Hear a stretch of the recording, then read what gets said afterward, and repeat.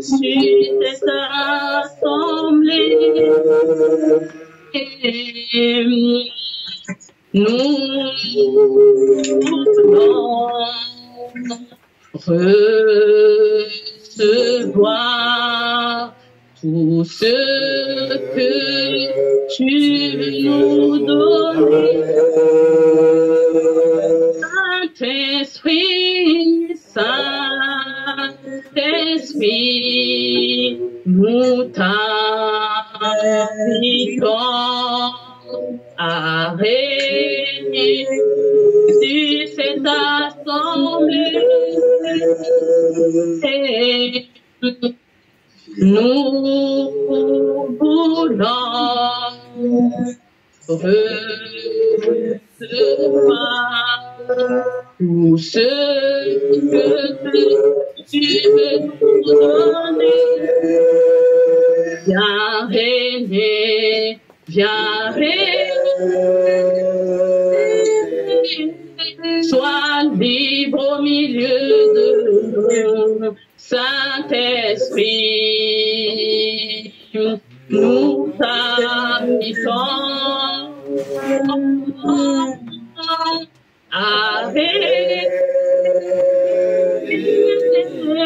Sois libre au milieu de nous, Saint-Esprit.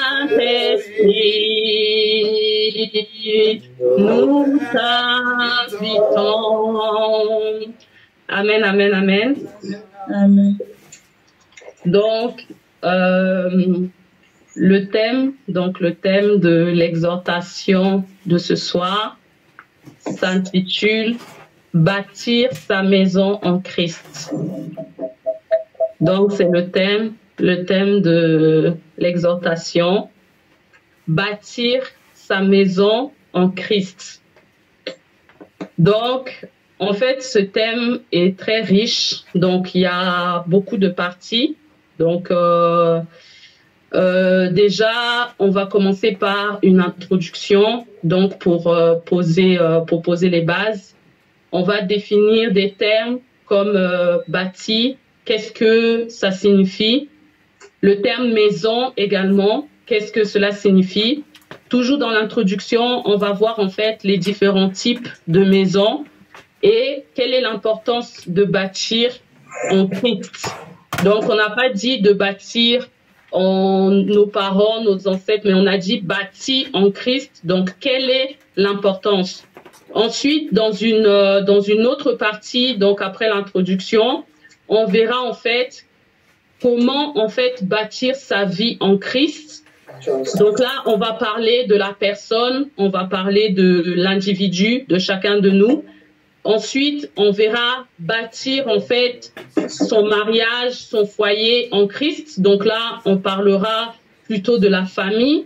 Et dans une dernière partie, on parlera en fait d'une église qui est bâtie en Christ. Donc, quelles sont les caractéristiques? On parlera également des églises des temps de la fin et on parlera également notamment des différents types d'églises dont nous parle Apocalypse. Donc, il y a beaucoup de parties. On ne verra pas tout ce soir. Donc, déjà, ce soir, on va commencer par l'introduction. On va commencer déjà par poser les bases, par comprendre vraiment le thème principal, donc bâtir sa maison en Christ. Et ensuite, on développera avec les autres parties. Donc, déjà, la première partie, donc qui est l'introduction. Donc, j'ai mis Christ, le fondement sur lequel nous bâtissons. Donc, Christ, le fondement sur lequel nous bâtissons. Donc, Christ, le fondement sur lequel nous bâtissons.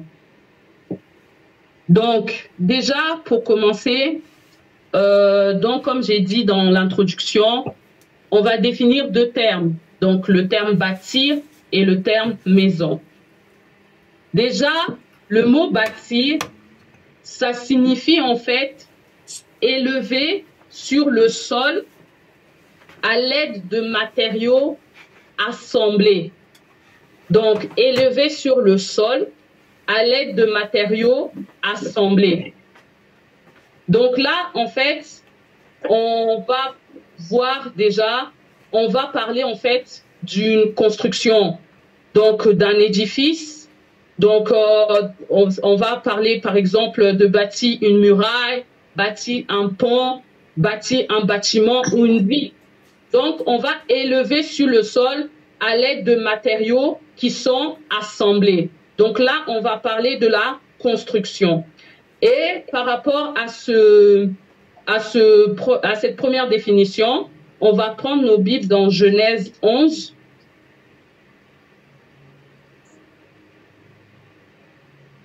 Donc, Genèse 11, le verset 1 à 4.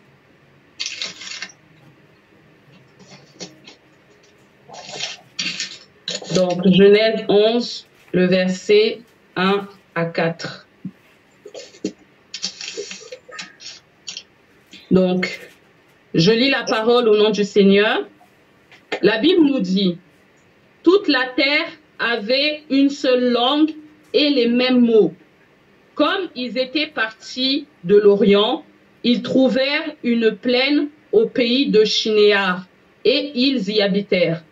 Ils se dirent l'un à l'autre, « Allons, faisons des briques et cuisons-les au feu. » Et la brique leur servit de pierre, et le bitume leur servit de ciment. Ils dirent encore, « Allons, bâtissons-nous une ville et une tour dont le sommet touche au ciel, et faisons-nous un nom, afin que nous ne soyons pas dispersés sur la face de toute la terre. » Donc, là, ici, on voit donc des hommes, donc là, ici, on nous parle donc de la tour de Babel, donc des hommes, en fait, de différentes langues, en fait, qui parlaient tous la même langue. Ils se sont assemblés, ils ont dit, bâtissons-nous une ville. Donc, c'est là où on va parler, en fait, de construction, le fait donc d'élever sur le sol à l'aide donc de matériaux qu'on va prendre et qui vont être assemblés pour bâtir donc là une ville. Ensuite, on nous parle, donc on voit une deuxième définition du mot bâti qui signifie établi ou fondé. Donc établi ou fondé. Et ici, quand on parle en fait de fonder, on voit en fait le fait d'établir et de poser les bases de quelque chose. On parle en fait de poser les fondements parce que dans le mot fondement, on voit le mot fondé. Donc en fait, on voit ici donc le fait donc de poser des fondements. Et comme j'ai dit dans la première définition, on a parlé d'élever sur le sol. Et ici en fait, le sol, quand on voit le sol, en fait, on voit également un terrain, on voit une terre. Donc, on voit en fait une base, un fondement sur lequel on va venir construire, sur lequel on va venir poser en fait la construction. Donc ça, c'est les deux définitions, donc les deux définitions qu'on a vues par rapport au mot bâtir. Après donc, on voit donc comme je disais, dans la deuxième définition, que quand on parle donc de bâti, on ne parle pas en fait premièrement de la construction, mais on veut d'abord parler en fait d'un fondement. On veut parler en fait de fixer en fait, d'établir en fait un fondement sur une base sur lequel on va venir poser la construction. Je ne sais pas si je suis assez claire, si vous me comprenez, si vous comprenez ce que je veux dire. Donc, on a vu dans la deuxième définition que bâtir veut également dire fonder. Et quand on parle de fonder, on veut parler de fondement. Et on voit en fait que la construction ne peut pas être faite si on n'a pas d'abord posé les bases. Donc, si on n'a pas d'abord posé les fondements. Et ensuite, une fois qu'on a posé les fondements, une fois qu'on a posé la base, on va maintenant venir mettre la construction. On va construire la maison, le bâtiment, on va mettre des étages, etc., etc. Et je voulais également souligner en fait une différence entre les deux termes, entre le terme fondement et le terme fondation. Parce que dans fondement, en fait, quand on parle de fondement, on parle en fait de la base, de l'élément essentiel, donc c'est ce qui va soutenir le reste. Donc là, on parle de fondement. Donc, c'est ce qui va soutenir la structure, c'est ce qui va servir de base, c'est ce qui, en fait, on parle des rudiments. Donc, c'est les éléments qu'on va mettre en premier. À la différence de fondation, là, les fondations, en fait, c'est tous les travaux, c'est les ouvrages, en fait, qu'on va mettre pour assurer, en fait, la stabilité de la structure. Donc là, on a la différence entre fondement et fondation. Le fondement, c'est la base. C'est ce qu'on va mettre en premier. Et ensuite, au-dessus du fondement, on va mettre maintenant les fondations. Donc, c'est les ouvrages. C'est l'architecture qu'on va mettre pour, en fait, rendre quelque chose de stable. Donc, c'est ce qui va venir après avoir posé la base. Donc, je pense que jusque-là, vous me suivez. Et donc, la base, en fait, qu'on va mettre, le fondement, il doit être posé donc sur un terrain. Parce que dans la première définition, on nous a parlé du sol. On nous a parlé du sol. Donc, si je résume un peu,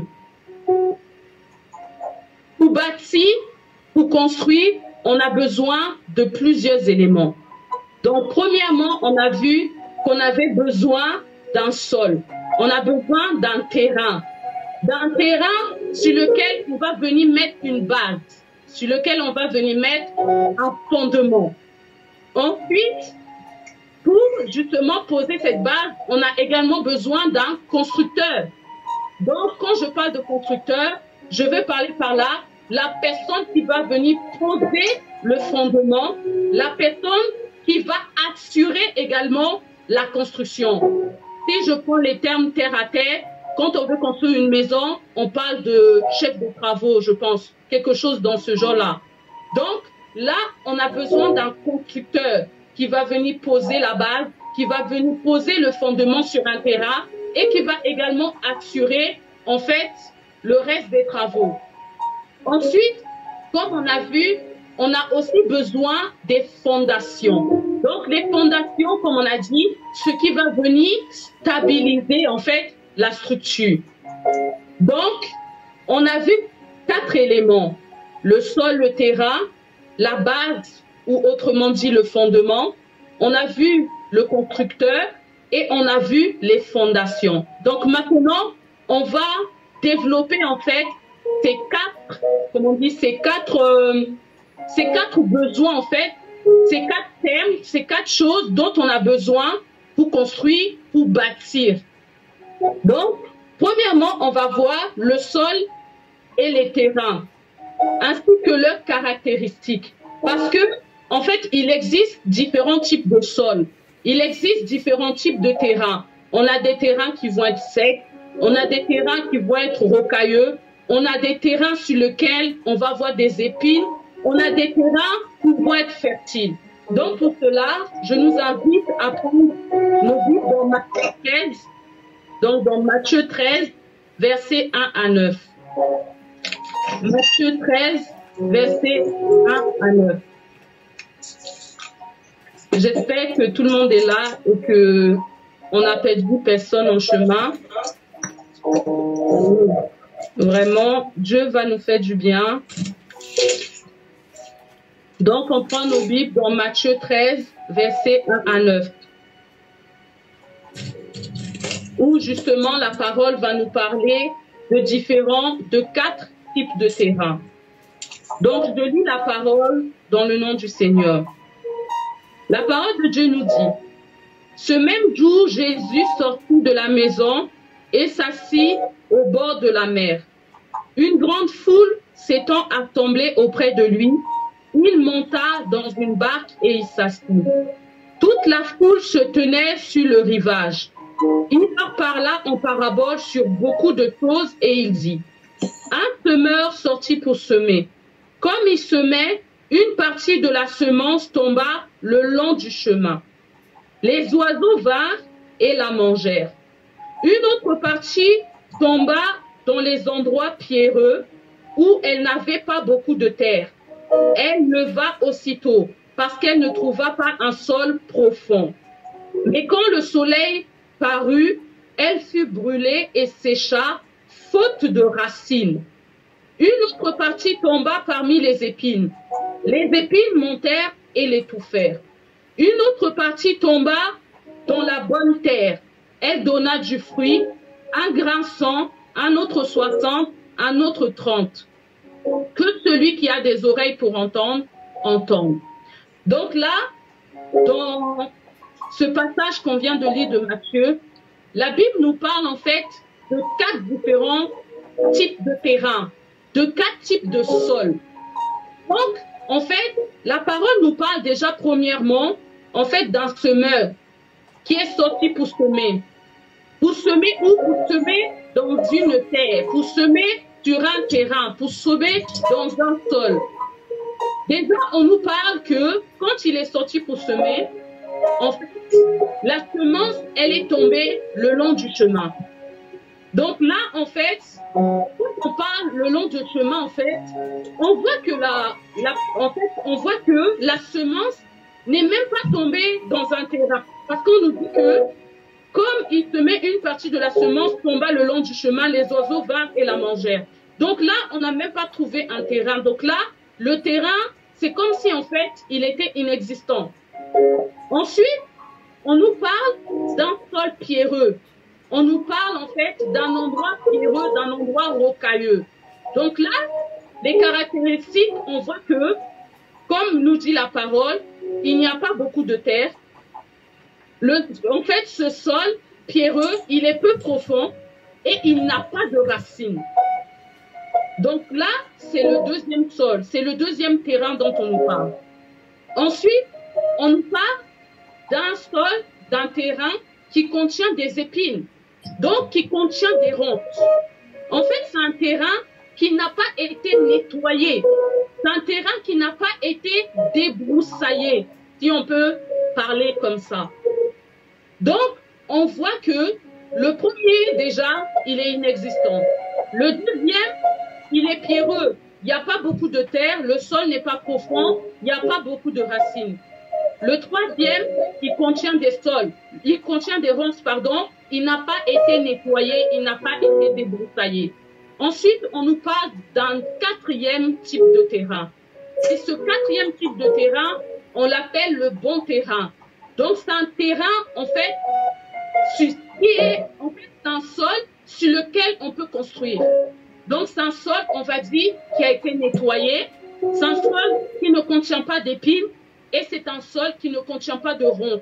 Donc, on voit en fait, comme une image, je ne sais pas si vous voyez, quand on construit en fait, quand on voit parfois à Lyon ou ailleurs, on a en fait des constructions. Quand on veut construire une maison, on voit souvent des grues.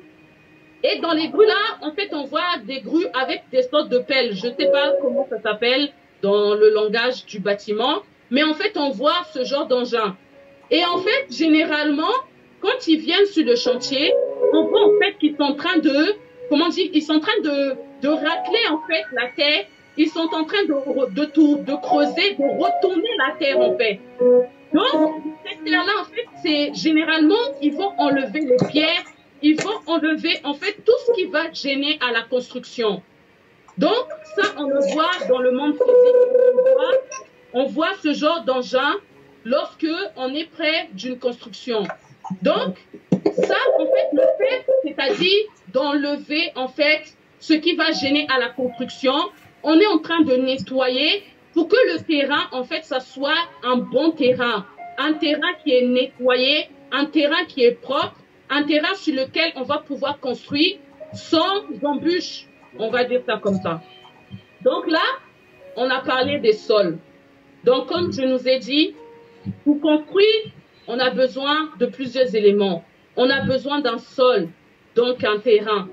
Et donc, on a vu 4 différents types de sols et on a vu qu'il y avait un sol, en fait, qui était propice à la construction. Donc, on a vu un sol qui était nettoyé, qui était dégagé, sur lequel on va pouvoir construire. Les autres sols, en fait, c'était pas des bons terrains parce que on a vu il y a des épines, on a vu il y a des ronces, on a vu en fait il y a toutes sortes de choses, toutes sortes d'éléments qui vont gêner à la construction. Ensuite, donc, le deuxième élément, on a parlé de la base, on a parlé du fondement. Et pour ça, donc, je vais nous inviter à prendre nos Bibles dans Matthieu 7. Donc, dans Matthieu 7, versets 24 à 27. Donc, Matthieu 7, versets 24 à 27. J'espère que tout le monde me suit parce que c'est important en fait de comprendre ce qu'on est en train de dire pour la suite. Donc, en tout cas, ne décrochez pas, restons ensemble. Donc, on prend la parole de Dieu dans Matthieu 7, versets 24 à 27.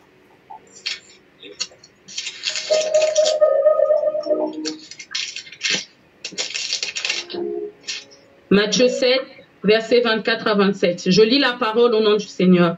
La parole de Dieu nous dit: c'est pourquoi quiconque entend ces paroles que je dis et les met en pratique sera semblable à un homme prudent qui a bâti sa maison sur le roc. La pluie est tombée, les torrents sont venus, les vents ont soufflé et se sont jetés contre cette maison. Elle n'est point tombée parce qu'elle était fondée sur le roc. Mais quiconque entend ces paroles que je dis et ne les met pas en pratique sera semblable à un homme insensé qui a bâti sa maison sur le sable. La pluie est tombée, les torrents sont venus, les vents ont soufflé et ont battu cette maison. Elle est tombée et sa ruine a été grande. Amen. Donc, ici, en fait, on nous parle déjà de deux types de personnes. Donc, on nous parle de deux types de personnes qui ont construit la maison. On parle en fait du premier. Donc, le premier qu'on dit, il est semblable à un homme prudent. Donc ici, le premier, c'est l'homme prudent. Dans d'autres versions, on parle du sage. Donc, un homme prudent, le sage. Et d'un autre côté, on nous parle en fait de l'insensé. Donc, on nous parle de l'insensé et on voit en fait que ces deux personnes, ils n'ont pas construit leur maison en utilisant les mêmes matériaux. Donc, on voit le sage ou encore l'homme prudent qui, lui, on nous dit, il a construit sa maison sur le roc. Dans d'autres versions, on nous parle de pierre. Il a construit sur la pierre. Ou encore, dans d'autres versions, on voit le rocher, le roc, comme on vient de lire. Et dans le verset 26, on nous parle en fait de l'insensé, donc l'homme qui n'a pas été prudent. Et lui, en fait, pour construire sa maison, il a utilisé le sable. Donc, on voit déjà que les deux n'ont pas utilisé en fait le même fondement pour construire. Parce qu'on a dit que le fondement, c'est la base. Donc, la base, dans ces deux cas-là, ces deux hommes n'ont pas utilisé en fait la même base. Il y en a un qui a utilisé le rocher, il y en a un qui a utilisé la pierre et un autre qui a utilisé le sable. Et en fait, dans les versets 25, donc si on peut juste lire, on nous dit que, à partir du verset 24 même, c'est pourquoi quiconque entend ces paroles que je dis ne les met pas en pratique est semblable, et les met en pratique, pardon, et sera semblable à un homme prudent qui a bâti sa maison sur le roc. La pluie est tombée, les torrents sont venus, les vents ont soufflé et se sont jetés contre cette maison. Elle n'est point tombée. Ensuite, si on prend le verset 27, on nous dit, donc en nous parlant en fait de l'homme insensé qui a bâti sa maison sur le sable. La Bible nous dit que la pluie est tombée, les torrents sont venus, les vents ont soufflé et ont battu cette maison. Elle est tombée et sa ruine a été grande. Donc en fait, ces deux versets en fait nous enseignent en fait que la stabilité en fait de la fondation, de la construction en fait, elle va dépendre en fait de la qualité du fondement.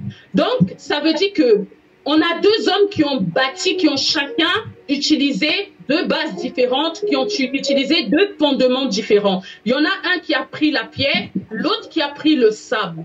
Et on a vu dans le premier cas de l'homme prudent, de l'homme sage, qui a utilisé la pierre comme fondement. On a dit que il y a les torrents qui se sont levés, la pluie est tombée, et en fait la maison, elle est restée stable. Donc la maison n'est pas tombée. Et dans l'autre cas, celui qui a utilisé l'insensé, qui a bâti, qui a pris comme base, comme fondement le sable, on a dit que la pluie est venue, les vents se sont déchaînés et cette maison-là est tombée. Sa ruine a été grande. Donc ce qui revient à nous dire que la stabilité de la structure, la stabilité des deux maisons en fait, elle dépendait en fait de la qualité du fondement qui a été utilisé.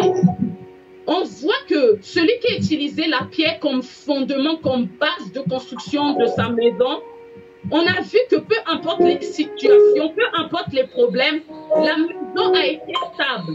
Malgré qu'il y ait les vents, malgré qu'il y ait des inondations, malgré qu'il y ait des tsunamis, peu importe, la maison a été stable. Elle n'est pas tombée. Et l'autre, on a vu que la maison, elle s'est complètement détruite. Donc, sa ruine a été complète. Donc, on n'a pas pu ramasser quelque chose. La maison était complètement en ruine. Je vous ai dit, dans d'autres versions, quand on parle de l'homme prudent, on parle du sage. Et on dit que le sage, il a bâti sa maison sur le rocher ou sur la pierre. Je pense dans d'autres versions, on dit ça, je ne sais pas si c'est dans Louis II, dans Louis II, on parle de pierre. Je vais essayer de prendre dans la version Louis II,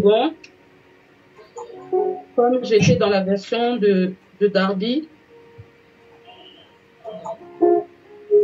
Donc, toujours dans Matthieu 7.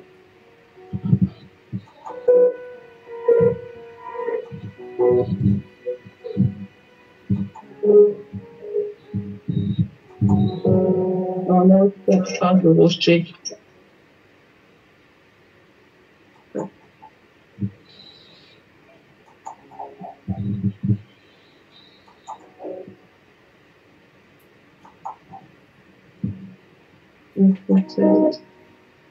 Bon, là aussi, on nous parle de rocher. Mais je crois, si on prend d'autres versions comme français courant ou même parole de vie, on va nous parler de terrain. Et on va voir, en fait, on va nous parler de pierre, pardon, et on va voir, en fait, qu'est-ce que signifie, en fait, la pierre, en fait.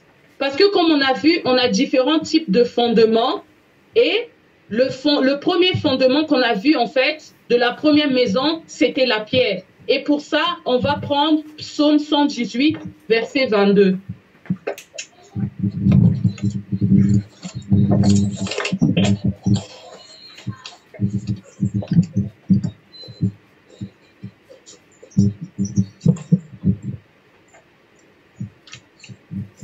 Donc, Psaume 118, le verset 22.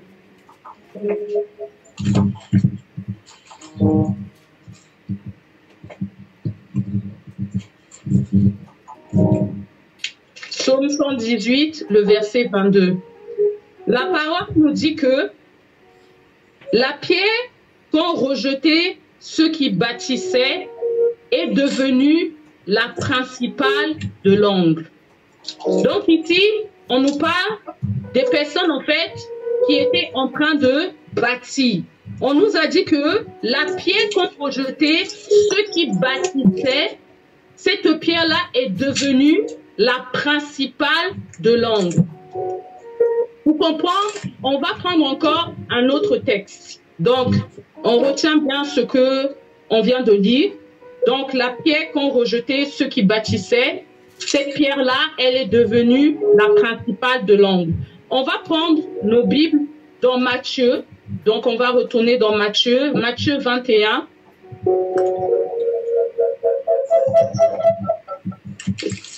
Donc, Matthieu 21.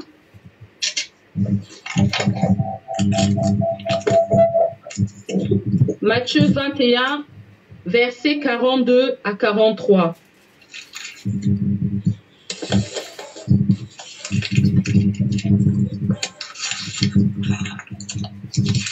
Matthieu 21, versets 42 à 43.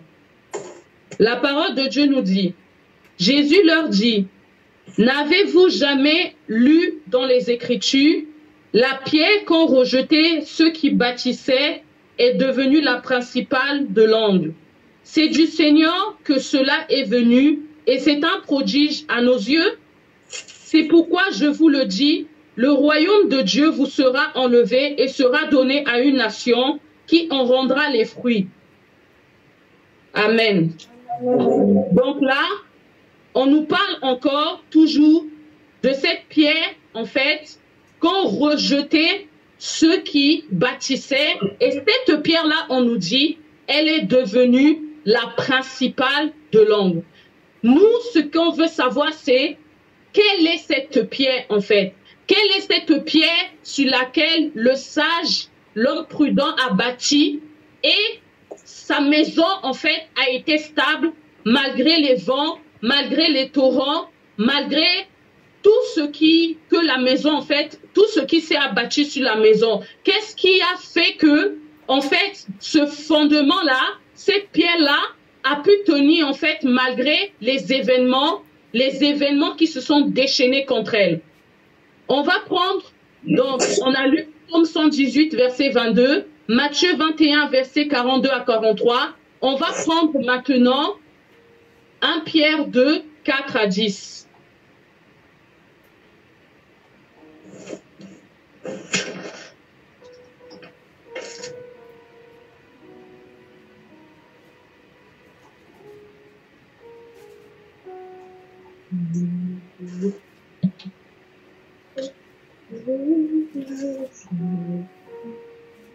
Un Pierre 2, 4 à 10. 1 Pierre 2, verset 4 à 10. La parole de Dieu nous dit, « Approchez-vous de lui, pierre vivante, rejetée par les hommes, mais choisie et précieuse devant Dieu. Et vous-même, comme des pierres vivantes, édifiez-vous, formez une maison spirituelle, un saint sacerdoce, afin d'offrir des sacrifices spirituels agréables à Dieu par Jésus-Christ. Car il est dit dans l'Écriture, « Voici, je mets en Sion une pierre angulaire, choisie, précieuse, et celui qui croit en elle ne sera point confus. » Son honneur se montre donc pour vous qui croyez. Mais pour les incrédules, la pierre qu'ont rejeté ceux qui bâtissaient est devenue la principale de l'angle et une pierre d'achoppement et un rocher de scandale. Ils se heurtent pour n'avoir pas cru à la parole et c'est à cela qu'ils sont destinés. Vous, au contraire, vous êtes une race élue, un sacerdoce royal, une nation sainte, un peuple acquis, afin que vous annonciez les vertus de celui qui vous a appelé des ténèbres à son admirable lumière. Vous qui autrefois n'étiez pas un peuple et qui maintenant êtes le peuple de Dieu, vous qui n'aviez pas obtenu miséricorde et qui maintenant avez obtenu miséricorde. Donc, ici, dans cette parole, en fait, on nous parle, en fait, on nous dit donc, la pierre, en fait, qui a été rejetée, en fait, cette pierre-là, en fait, on nous parle de Jésus. On nous parle en fait de la parole. Cette pierre-là, en fait, que ceux qui bâtissaient, en fait, avaient rejeté, qui est devenue la principale de l'angle. Donc, on nous parle de la parole de Dieu. On est en train de nous parler de Jésus-Christ de Nazareth. Jésus-Christ de Nazareth, ceux qui étaient en train de construire, que le peuple, en fait, avait rejeté. Parce que la parole dans Jean nous dit que il est venu au milieu de nous, mais on ne l'a pas reçu, en fait. Les hommes ne l'ont pas reçu. Et cette pierre-là, en fait, c'est Jésus-Christ de Nazareth que les hommes, en fait, ont rejeté. Mais que les hommes ont rejeté, mais que à nous, en fait, il nous a été donné, en fait, ce pouvoir-là de le connaître, ce pouvoir-là de le recevoir et, en fait, de devenir enfant de Dieu. Donc là, on est en train de nous parler de ce fondement. On est en train de nous parler de cette base. On va prendre un autre texte dans Éphésiens 2, versets 20 à 22.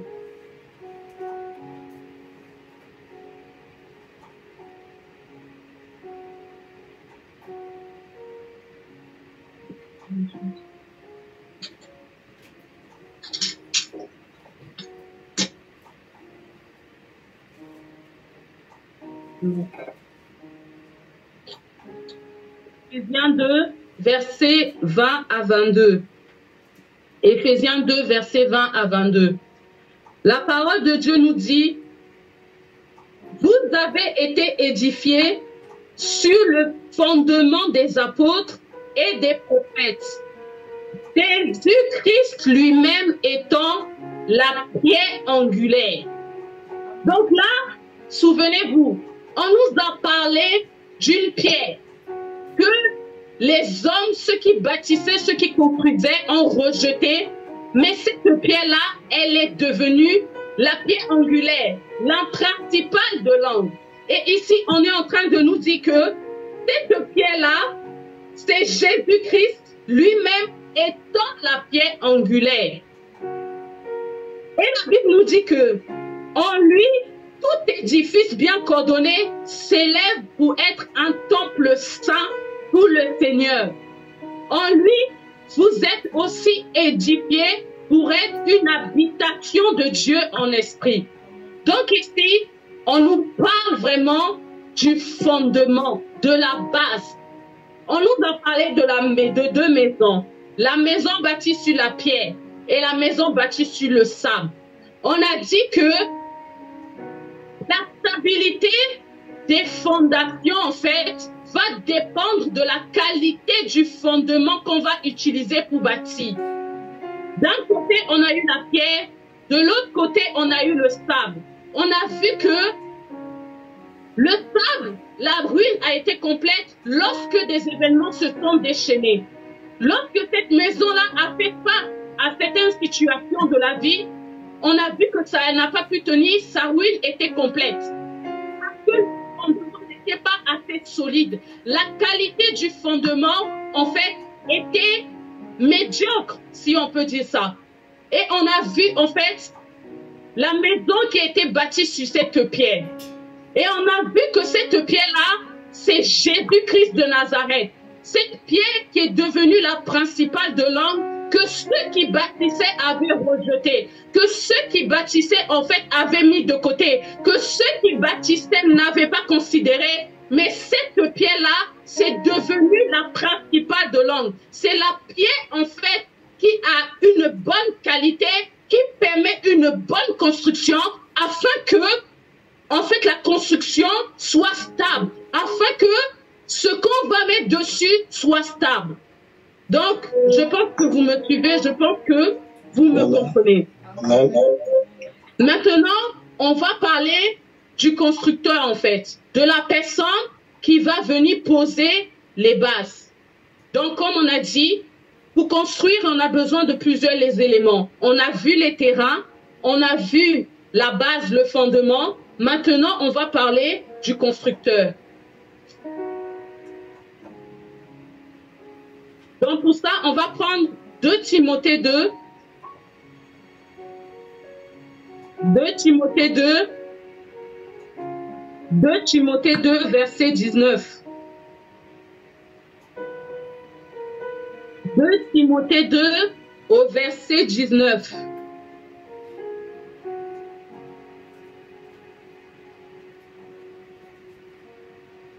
De Timothée 2, verset 19.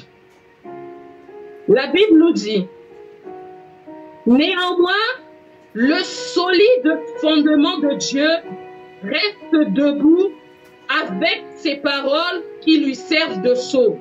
Le Seigneur connaît ceux qui lui appartiennent et quiconque prononce le nom du Seigneur, qu'il s'éloigne de l'iniquité. Donc ici, on nous dit que néanmoins, le solide fondement de Dieu reste debout.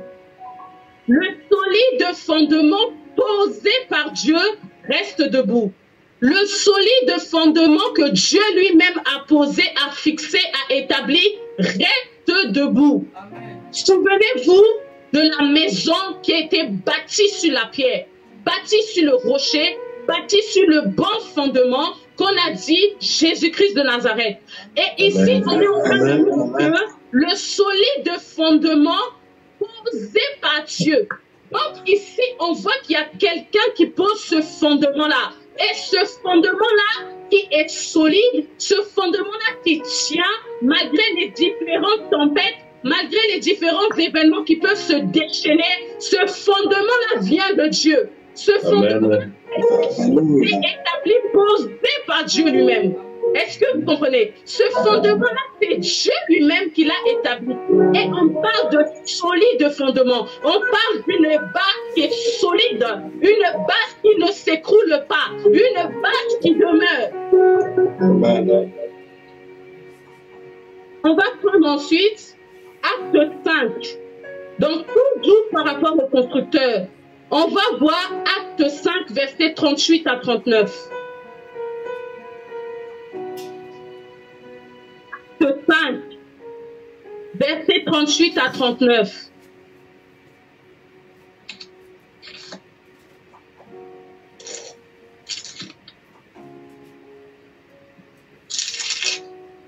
Acte 5, versets 38 à 39.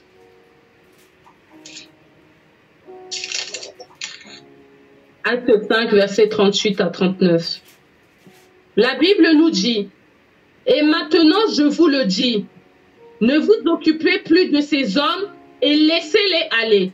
Si cette entreprise-là ne vient pas, ou cette œuvre, pardon, si cette entreprise ou cette œuvre vient des hommes, elle se détruira.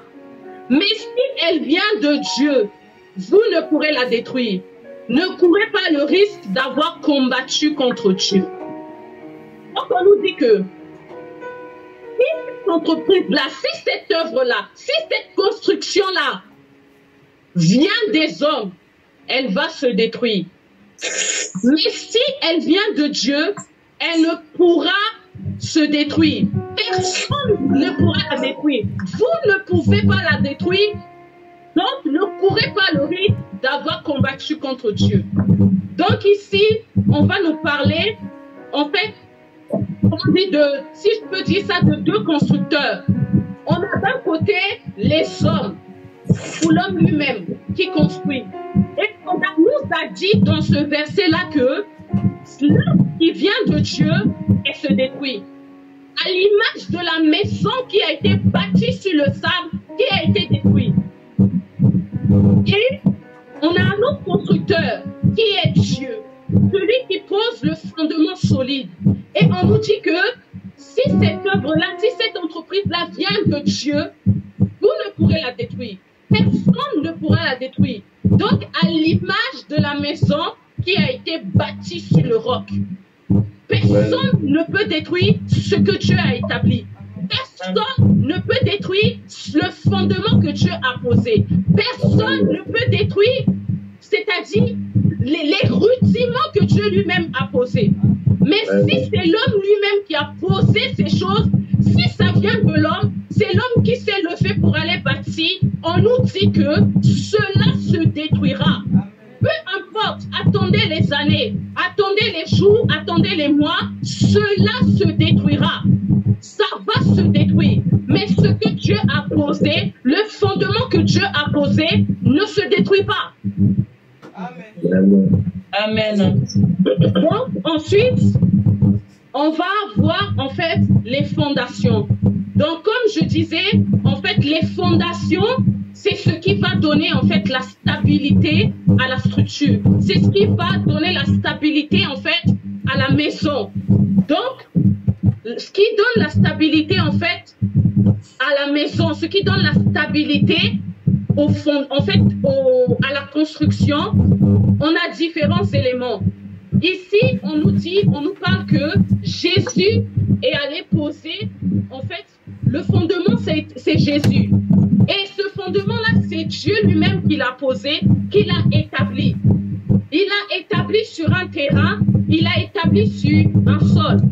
Et les fondations, en fait, c'est tout ce qui va permettre que, en fait, la parole de Dieu, ce que Dieu, en fait, va poser, ça soit stable, en fait. C'est ce qui va donner la stabilité.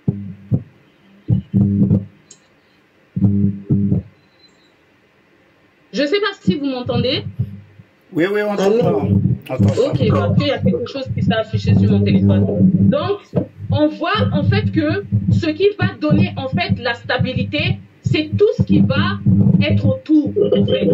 C'est tout ce qui va être, par exemple, si on veut parler d'un enfant de Dieu, ce qui va faire qu'un enfant de Dieu, il va être stable, il va être, en fait, le fondement qu'on va poser va pouvoir persister, va pouvoir perdurer. On va voir que il va y avoir la prière, il va y avoir la louange, l'adoration, c'est-à-dire que cette personne-là, en fait, elle va être consacrée, c'est-à-dire elle va mettre en pratique, en fait, la parole de Dieu, elle va mettre en pratique, c'est-à-dire elle va méditer la parole de Dieu, elle va louer Dieu, c'est une personne qui va avoir la crainte de Dieu, c'est une personne qui va avoir la foi.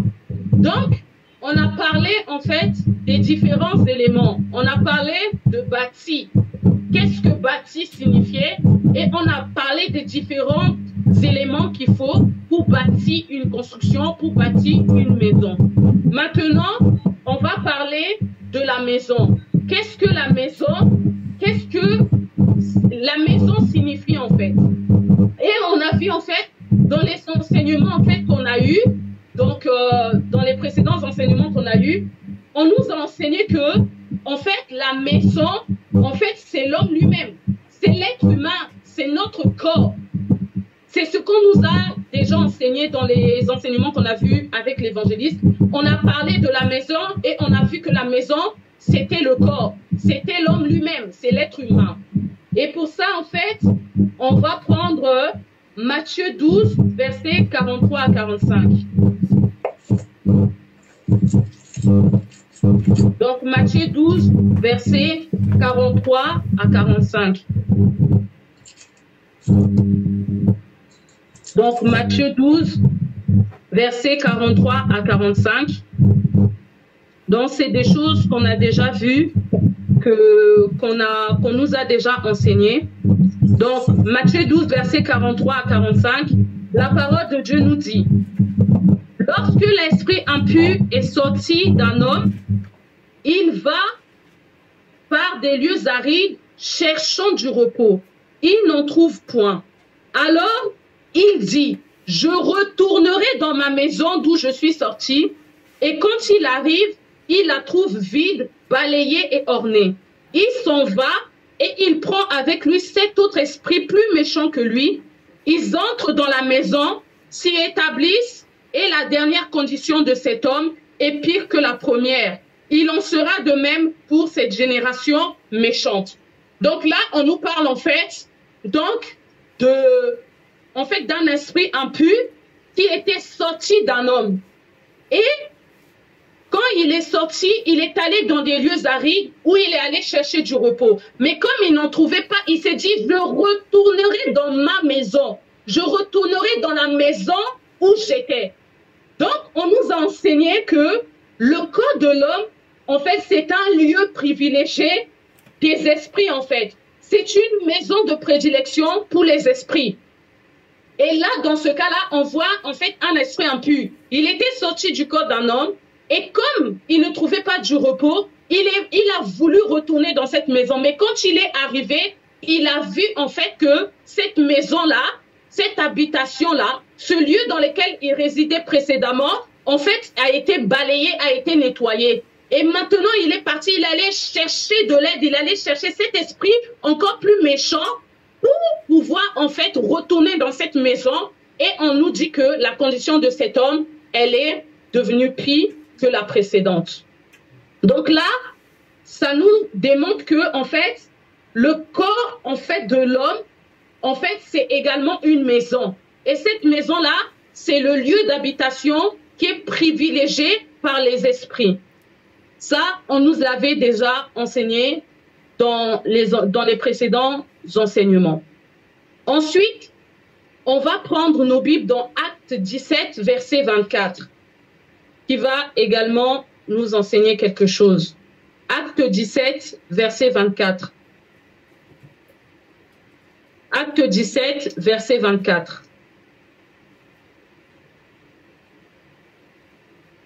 Acte 17, verset 24.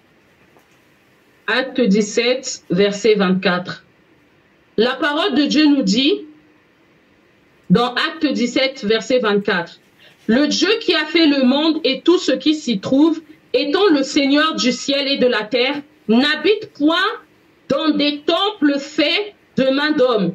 Il n'est point servi par des mains humaines comme s'il avait besoin de quoi que ce soit. » Donc, on va s'arrêter là. Ce qui nous intéresse ici, c'est la partie où on nous dit que le Dieu qui a fondé le monde et tout ce qui s'y trouve, étant le Seigneur du ciel et de la terre, n'habite point dans des temples faits de mains d'hommes.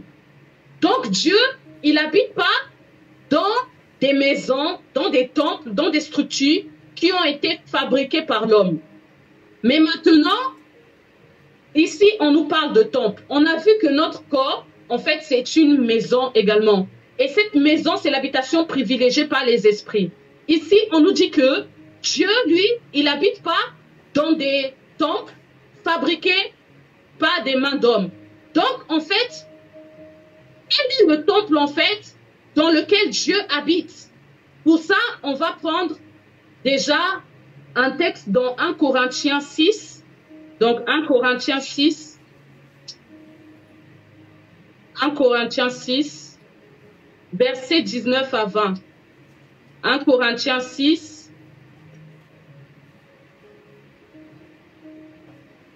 1 Corinthiens 6, versets 19 à 20. 1 Corinthiens 6, versets 19 à 20.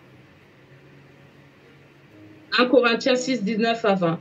La parole de Dieu nous dit, « Ne savez-vous pas que votre corps est le temple du Saint-Esprit qui est en vous, que vous avez reçu de Dieu et que vous ne vous appartenez point à vous-même. » Donc, on nous a dit que Dieu, il n'habite pas dans des temples, dans des maisons qui sont fabriquées par des mains d'hommes. Et on nous dit que notre corps est le temple du Saint-Esprit. Amen. Et ici, on voit en fait que, donc, comme Dieu, il n'habite pas dans des choses qui sont fabriquées par des mains d'hommes, Dieu habite en fait dans ce qu'il a fabriqué lui-même. Parce que souvenez-vous dans Genèse que c'est Dieu qui a créé l'homme.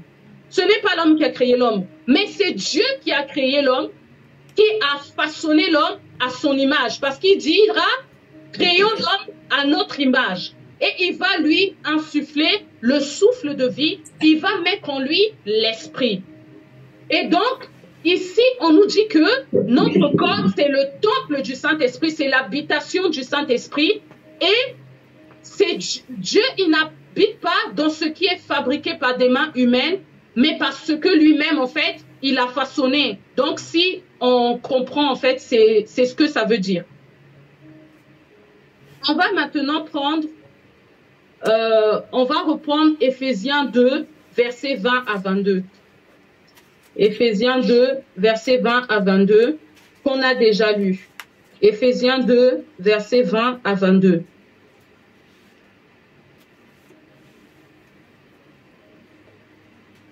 Éphésiens 20, versets 20 à 22.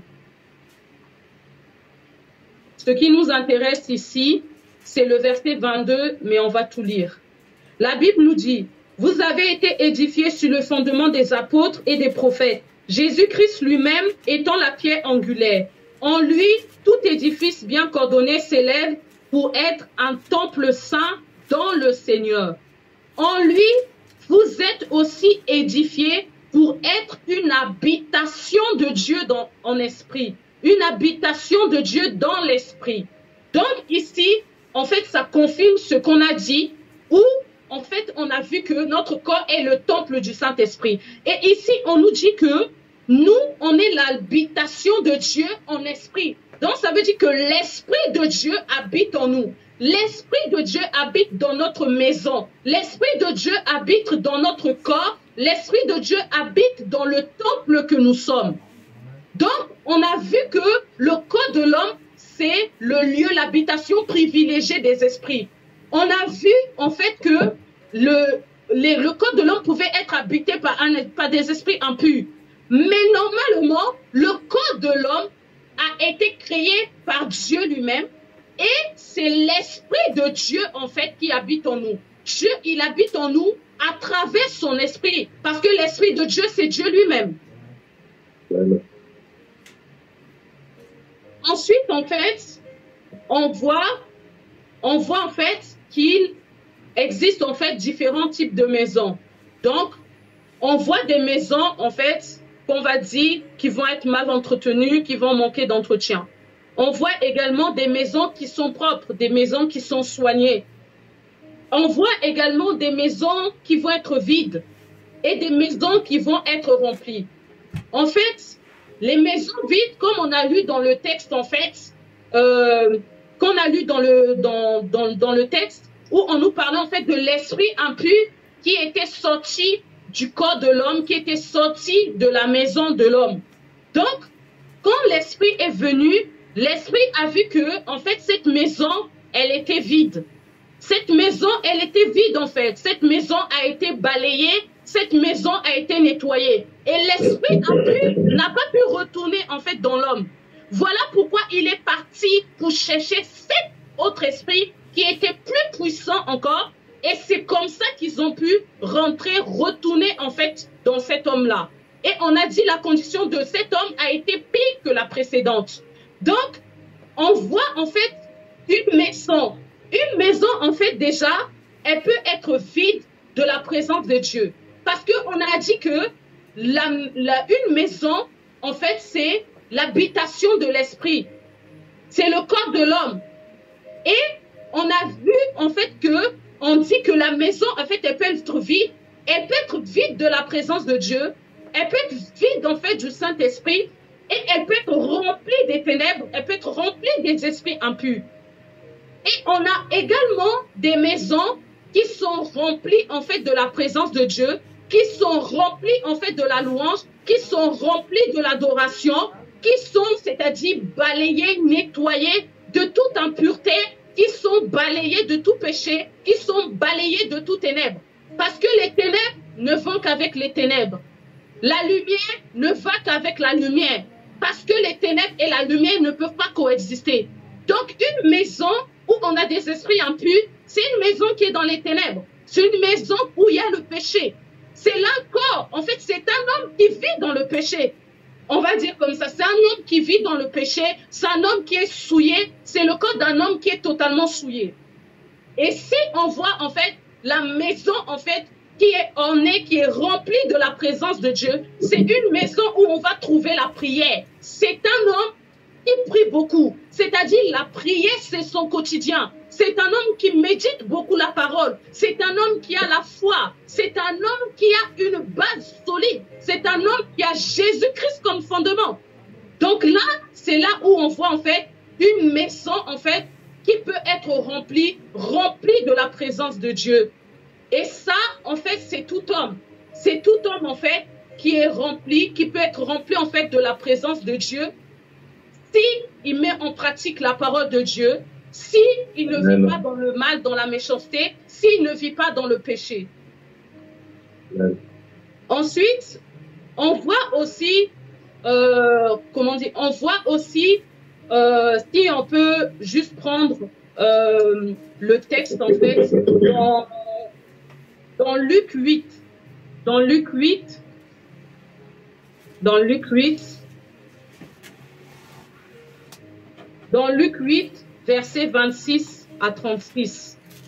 Donc Luc 8, versets 26 à 36. Donc là, en fait, on nous parle du fou de Gadara. La parole de Dieu nous dit, ils abordèrent dans le pays des Géraséniens qui est vis-à-vis de la Galilée. Lorsque Jésus fut descendu à terre, il vint au-devant de lui un homme de la ville qui était possédé de plusieurs démons. Depuis longtemps, il ne portait point de vêtements. Il avait sa demeure non dans une maison, mais dans les sépulcres. Ayant vu Jésus, il poussa un cri, se jeta à ses pieds et dit d'une voix forte, « Qu'y a-t-il entre moi et toi, Jésus, fils du Dieu très haut? Je t'en supplie, ne me tourmente pas, car Jésus commandait à l'esprit impur de sortir de cet homme, dont il s'était emparé depuis longtemps.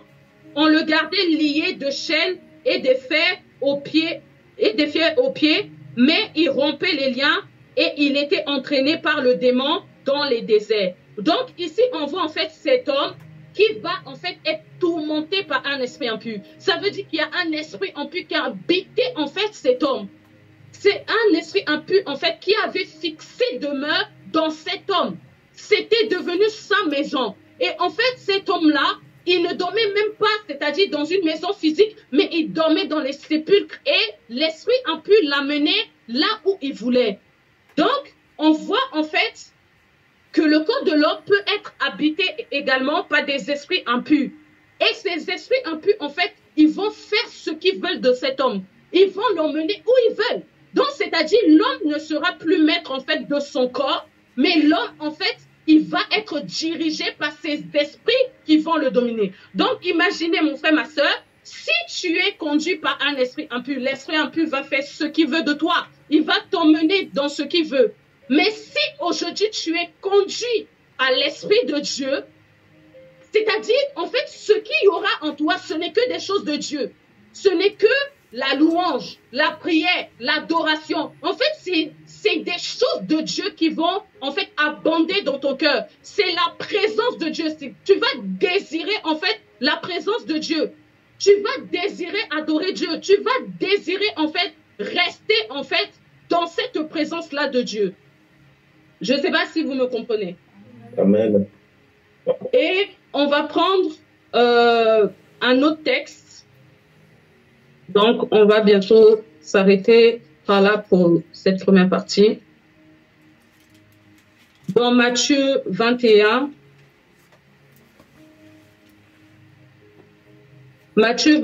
versets 12 à 13. Matthieu 21, versets 12 à 13. Matthieu 21, versets 12 à 13. La parole de Dieu nous dit, « Jésus entra dans le temple de Dieu. Il chassa tous ceux qui vendaient et qui achetaient dans le temple. Il renversa les tables des changeurs et les sièges des vendeurs de pigeons. Et il leur dit, « Il est écrit, ma maison sera appelée une maison de prière. Mais vous en avez fait une caverne de voleurs. » Donc, en fait, ici, on nous parle en fait de Jésus qui était allé dans le temple et où il y avait des échangeurs de monnaie, des vendeurs de pigeons. Donc, on a dit que le temple, c'est-à-dire notre corps était le temple du Saint-Esprit. Donc, dans le corps de l'homme, on peut aussi voir des vendeurs de pigeons, des échangeurs de monnaie. On ne sait pas ce qu'ils font là, mais ils sont là, mon frère, ma soeur. Une personne, c'est-à-dire, qui ne vit pas par l'Esprit de Dieu, une personne, en fait, qui n'est pas conduite par l'Esprit de Dieu, comme on l'a déjà vu, il peut y avoir, en fait, des squatteurs, il peut y avoir des personnes qui vont venir s'installer, c'est-à-dire des esprits impurs qui vont venir et qui vont faire ce qu'ils veulent du corps de l'homme. Ils vont faire tout ce qu'ils veulent. Donc, mon frère, ma soeur, dans cette première partie, on a vu, en fait, comme on a dit, le thème de cette première partie, c'est Christ, le fondement sur lequel nous bâtissons. On a parlé de bâtir. On a vu les différents éléments qu'il faut pour bâtir. Et on a parlé aussi de la maison. On a parlé, en fait, que la maison, cette maison-là, c'est ton corps, c'est ta vie, c'est toi-même. Et cette maison-là, c'est le temple, c'est l'habitation du Saint-Esprit. Mais on a vu, en fait, un homme qui n'a pas l'Esprit de Dieu. Il peut y avoir d'autres esprits qui sont appelés des esprits impurs qui peuvent venir et habiter, en fait, en cet homme. Et on a vu, en fait, que une personne qui était bâtie, en fait, qui avait pour fondement Jésus-Christ de Nazareth, c'est une personne, c'est-à-dire qui a bâti sur un fondement solide, sur un fondement qui est, c'est-à-dire qui est solide, en fait, qui est stable. Et on a vu qu'il peut y avoir différents événements qui peuvent venir, mais cette personne-là, elle ne peut pas s'écrouler, elle ne peut pas tomber. Et pour finir, on va parler en fait de l'importance de bâtir en Christ. Pourquoi, mon frère, ma soeur, il est important de bâtir en Christ? Il est important d'avoir le fondement en fait de Jésus-Christ en nous. Il est important parce qu'aujourd'hui, la parole de Dieu nous dit que le diable, notre ennemi, il rôde dans le monde, cherchant qui dévorer. Donc, c'est-à-dire le diable, il est là et il rôde en fait dans le monde. Il cherche quelqu'un à dévorer. Il cherche quelqu'un, c'est-à-dire à venir attaquer, à venir détruire. Le diable, il est dans ce monde, non pas pour te faire des cadeaux, mais il est là pour te détruire. Il est là pour t'éloigner de la présence de Dieu. Il est là, en fait, pour te faire déchanter. Il est là, c'est-à-dire pour que tu sois ruiné, en fait. Pour que ta ruine, en fait, soit grande. Le diable, il est là. Voilà pourquoi, si nos maisons sont ouvertes, si les portes de nos maisons sont ouvertes, si ta vie, il y a des portes ouvertes, le diable va s'infiltrer, il va rentrer, il va poser en toi des mauvaises semences, il va poser en toi, en fait, la mauvaise herbe, il va poser en toi, c'est-à-dire des esprits impurs vont rentrer et tu ne seras plus conduit par l'Esprit de Dieu comme ça doit l'être, mais c'est des esprits impurs qui vont prendre possession de ta vie, qui vont prendre possession de ton corps. Ensuite, l'importance de bâtir en Jésus-Christ, c'est que la Bible nous parle qu'il y a un fondement que les apôtres ont posé. Et ce fondement-là, ce n'est que Jésus-Christ. Les apôtres n'ont pas parlé d'un homme. Les apôtres n'ont pas parlé de quelqu'un d'autre. Mais les apôtres, le fondement qu'ils ont posé, c'est le fondement de Jésus-Christ. Lorsque Paul, il allait dans différentes villes pour porter la parole, il n'apportait pas, c'est-à-dire il ne parlait pas de lui-même, mais il parlait de la parole de Jésus-Christ. Il révélait en fait Jésus-Christ aux païens. Il révélait Jésus-Christ au monde entier. Il parlait de la résurrection et de la vie de Jésus-Christ. Il parlait aux hommes de se sanctifier. Il parlait aux hommes, c'est-à-dire de craindre Dieu. Il parlait aux hommes, c'est-à-dire de désirer la présence de Dieu.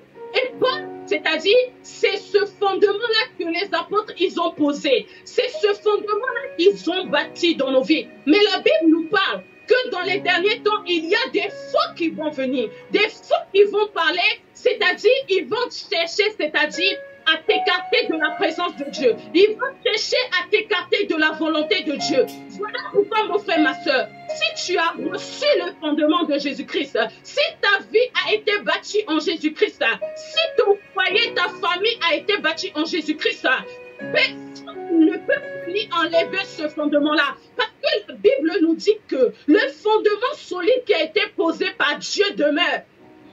Il y a personne qui peut venir détruire ce fondement-là. Ce fondement-là, c'est un rocher solide. C'est un rocher qui est fixé, qui est bien établi. Et même si les torrents peuvent se lever, même si les torrents peuvent se déchaîner, même si on peut parler de foi en mal, même si on peut faire des à ton sujet, tu ne seras pas atteint. La Bible dit que si tu tombes à ma gauche et d'autres tombent à ma droite, Je ne serai pas atteint. Parce que ton fondement est solide. Parce que ton fondement, c'est Jésus-Christ de Nazareth. Parce qu'il Amen. un fondement, il y a une base qui est supérieure à la base que Dieu lui-même a fixée en nous et qui est Jésus-Christ, qui est la parole vivante, qui est la parole de Dieu, qui est la parole puissante. Amen. Et on voit en fait l'importance de bâtir en Jésus-Christ.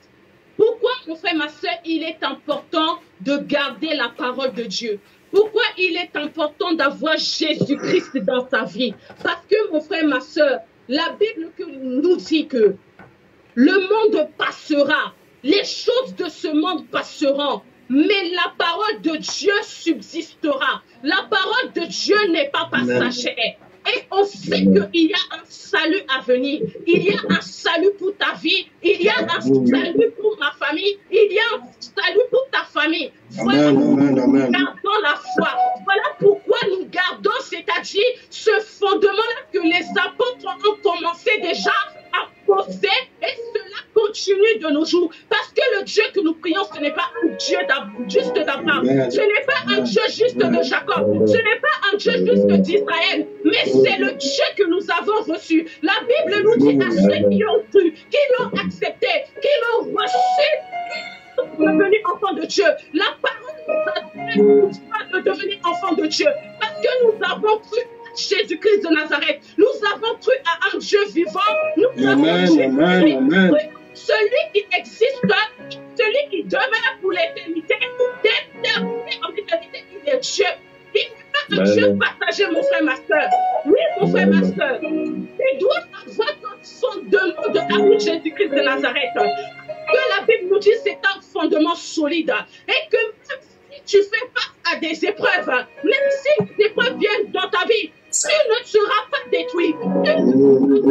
Alléluia.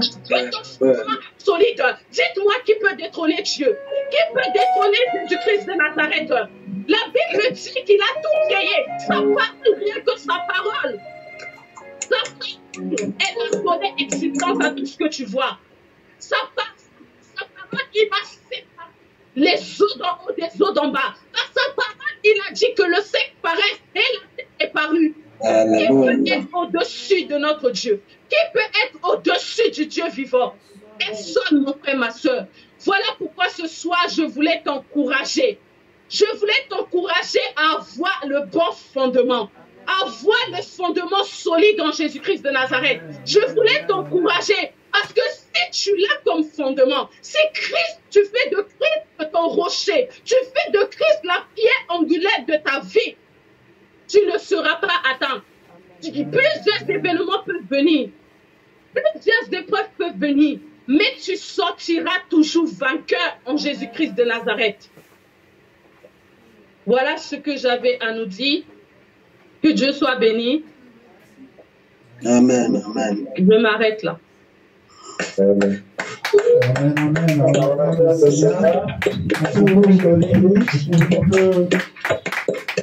activer le son.